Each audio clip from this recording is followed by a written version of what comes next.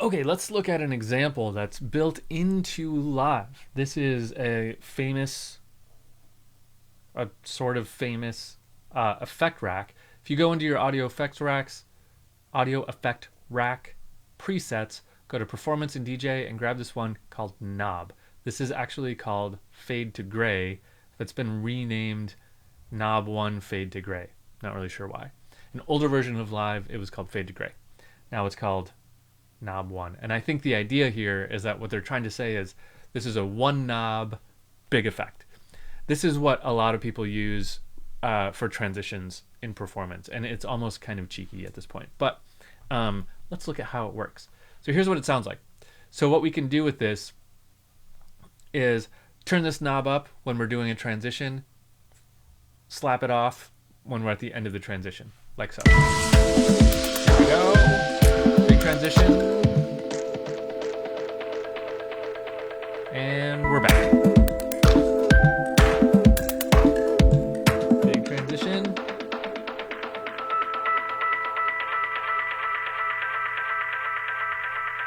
And we're back. Right, so you can cut between two tracks that way. You can do whatever you want. So let's look at what's inside. Okay. And our chains. So we have just a single chain, and we have two effects. EQ3 and a delay. Okay, and we have a bunch of mappings here. Okay, so if I move our one knob here, let's see what happens. So on our EQ3, our mids come down, just a little bit though. Our low comes up and our high goes down. Okay, it's cool. We also see that when we're all the way at 0, our delay turns off and then turns on when we're anything other than 0. And our feedback comes up and our dry wet comes up. Okay, so that means we're doing a little bit of mapping here. So not only have we mapped these parameters, everything with a green dot, including the on-off here, to this one knob, but we've also set up some custom mapping settings here with the map button. So let's click on that. Let's see what happens. So here's our knob, fade. Okay, so EQ3, mid gain, that's this one, right? So that is set at a minimum of 0 and a maximum of -6. Okay, so that means it's just going to move a little bit, right? It's going to go from 0 to -6. Now, the second number is negative, which means it's going to go down. If it was +6, it would push it up. Okay, so that means that one's going to go down as I turn this up. Let's look at this low frequency.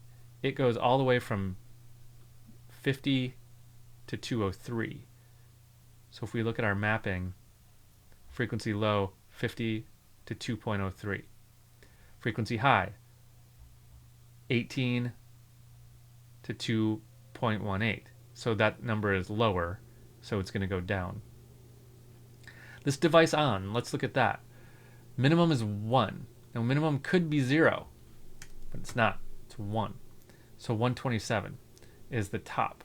That means that everything from 1 to 127 is going to turn this device on, because the device on is a binary button, right? It's got two states, off and on. So off is 0, on is anything other than 0. So what this is saying is if that fade to gray knob, or if that fade knob is anything other than 0, turn it on. Feedback is going from 0 to almost maximum. They've cut it off a little bit before the top. Top would be 100%. And dry wet, same deal. Okay, so that makes a fairly dynamic thing. Pretty cool, huh? So that shows how just with one chain and two simple effects, you can create this really lush effect by just using one knob and a bunch of mappings.